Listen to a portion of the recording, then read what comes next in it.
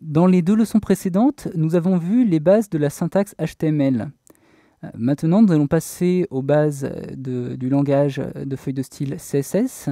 Et pour cela, nous allons travailler à partir d'un contenu.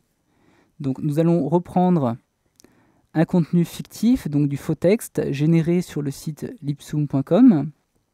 On retrouve les principaux éléments que nous avons vus dans les deux dernières leçons.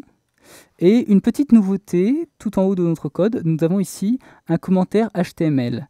Il s'agit tout simplement de texte qui sera ignoré par les navigateurs web.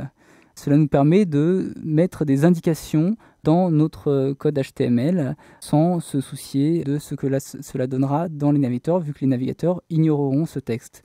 Je vais créer un nouveau commentaire pour vous montrer la syntaxe. Donc, un commentaire commence ainsi. Nous avons donc un chevron ouvrant, un point d'exclamation et deux tirets simples. Et on referme ce commentaire avec deux tirets et un chevron fermant. Donc à l'intérieur, tout ce que nous allons inscrire sera un commentaire. On peut démontrer l'application de ces commentaires de manière assez simple. Il va nous suffire de visualiser la page dans le navigateur.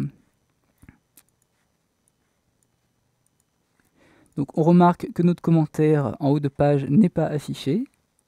Nous avons ici un commentaire vide.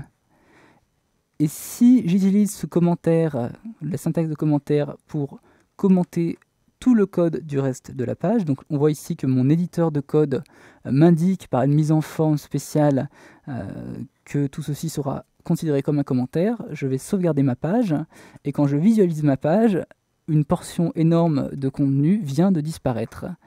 Si je consulte la source de ma page avec Firefox, donc on retrouve ici nos commentaires. Donc ils sont bien reçus par le navigateur web, mais il se contente tout simplement de les ignorer.